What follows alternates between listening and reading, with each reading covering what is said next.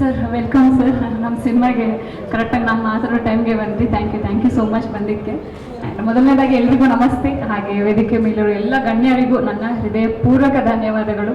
And ಇದು ನನಗೆ ಇನ್ನೊಂದು ಹೊಸ ಜರ್ನಿ.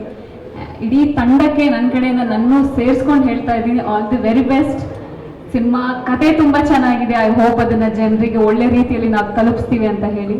ಆ್ಯಂಡ್ ಈ ಸಿನಿಮಾ ಬಗ್ಗೆ ಆಗಲಿ ಅಥವಾ ಈ ಜರ್ನಿ ಬಗ್ಗೆ ಆಗಲಿ ನೆಕ್ಸ್ಟ್ ಪ್ರೆಸ್ ಮೀಟಲ್ಲಿ ಹೇಗಿತ್ತು ಅಂತ ನಾನು ಹಂಚ್ಕೊಳ್ಳೋಕೆ ಇಷ್ಟಪಡ್ತೀನಿ. ಇವತ್ತು ನಮ್ಮ ಸಿನಿಮಾದ ಟೈಟಲ್ ಲಾಂಚ್ ಆಗಿದೆ, ಪೋಸ್ಟರ್ ಲಾಂಚ್ ಆಗಿದೆ.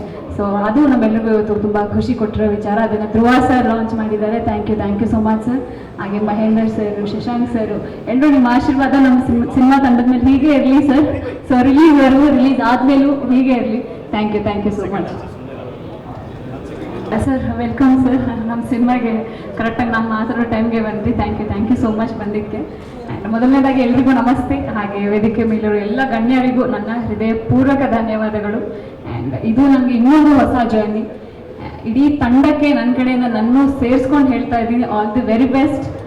ಸಿನಿಮಾ ಕತೆ ತುಂಬ ಚೆನ್ನಾಗಿದೆ. ಐ ಹೋಪ್ ಅದನ್ನು ಜನರಿಗೆ ಒಳ್ಳೆ ರೀತಿಯಲ್ಲಿ ನಾವು ತಲುಪಿಸ್ತೀವಿ ಅಂತ ಹೇಳಿ.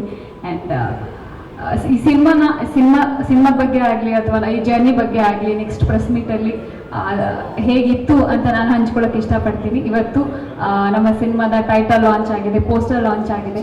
ಸೊ ಅದು ನಮ್ಮೆಲ್ಲರಿಗೂ ಇವತ್ತು ತುಂಬ ಖುಷಿ ಕೊಟ್ಟಿರೋ ವಿಚಾರ. ಅದನ್ನು ಧ್ರುವ ಸರ್ ಲಾಂಚ್ ಮಾಡಿದ್ದಾರೆ. Thank you so much sir.